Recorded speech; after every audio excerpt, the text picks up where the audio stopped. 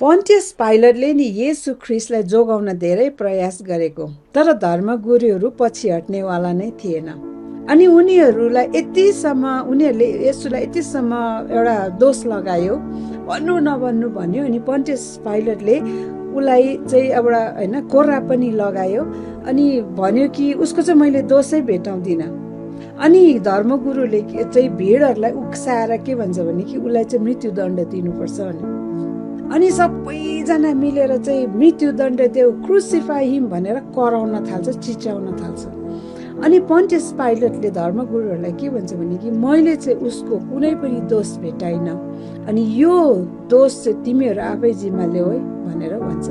अनि धर्मगुरुहरूले नि मत्ती 19 को तपाईँले 7 अन्त्यमा तपाईँले पढ्नुभयो भने त्यहाँ के पाउनुहुन्छ भने कि त्यो धर्मगुरुहरूले के भनेको छ भने कि यो मान्छे चाहिँ मर्नु चाहिँ एउटा योग्यको छ, किनभने मृत्युदण्डको योग्यको छ, किनभने उसले चाहिँ आफूलाई परमेश्वरको बराबरी गर्छ, परमेश्वरको छोरा हो भनेर भन्छ। अब तपाईँ आफै भन्नुहोस्, कसैले परमेश्वरको म छोरा हो भन्दैमा के त्यो मृत्युदण्डको योग्यको हुन्छ त? हुन त हामीहरू एउटा हामीले होल एउटा बिग पिक्चर हेर्दाखेरि हामीहरू सबैलाई थाहा छ कि यो परमेश्वरको जुन चाहिँ सतावट भइरहेको हरेक यो एक एकवटा घटना चाहिँ यो अगमवक्ताहरूले पहिला नै भविष्यवाणी गरेको, येशू ख्रिस्टले दुःख सहन पर्छ, मृत्यु खप्न पर्छ भनेर यो पहिल्यै जानिसकेको।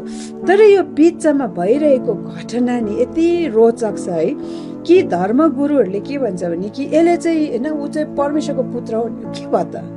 परमेश्वरको पुत्र हो भन्दाखेरि के ठुलो कुरा तर पनि त्यहाँ अचम्मको कुरा चाहिँ के छ भने कि पिलातसले थाहा पायो कि यो धर्मगुरुहरूले एउटै कारणले येशू ख्रिस्टलाई मार्न चाहेको।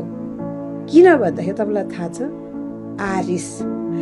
पिलातसलाई थाहा भयो अरे, पन्टियसलाई थाहा भयो अरे कि येशू ख्रिस्टलाई चाहिँ यिनीहरूले यतिसम्म घृणा गर्छ। किन भन्दाखेरि आरिस, किनभने येशू ख्रिस्टलाई गरेको जस्तो उनीहरूले गर्न सकिरहेको थिएन।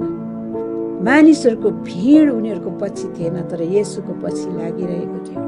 येशूमा मानिसहरूले शान्ति, आनन्द, चङ्गाई पाइरहेको थियो, तिनीहरूमा पाइरहेको थिएन।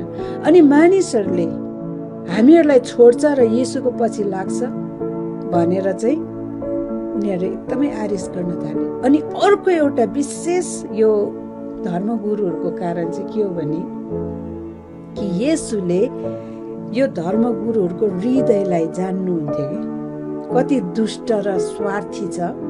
अनि यिनीहरूले किन यो दुष्टाइ गर्यो, किन स्वार्थी हो भनेर यिनीहरू इन्टेन्सन अफ द हार्ट पनि येशू ख्रिस्टले जान्नुहुन्थ्यो कि। त्यो हुँदाखेरि चाहिँ यिनीहरूको बुद्धि नै बुझेको कारणले गर्दाखेरि चाहिँ येशू ख्रिस्टलाई यिनीहरूले साइड लगाउन कोसिस गरेको। तपाईँलाई थाहा छ यो सबै घटनाहरू तपाईँ र मेरो लागि येशू ख्रिस्टले सहनु भएको थियो। आमेन। येशू ख्रिस्टले तपाईँलाई धेरै प्रेम गर्नुहुन्छ। येशू ख्रिस्टले त्यसै यो कुराहरू सहनु भएन, उहाँ त्यसै क्रुसमा मर्न जानु भएन तपाईँ र मलाई जीवन दिन, अनि त्यो पनि प्रशस्त मात्राको जीवन दिन। यदि तपाईँले येशू ख्रिस्टलाई आज पुकार्नुहुन्छ भने उहाँले तपाईँलाई सुन्नु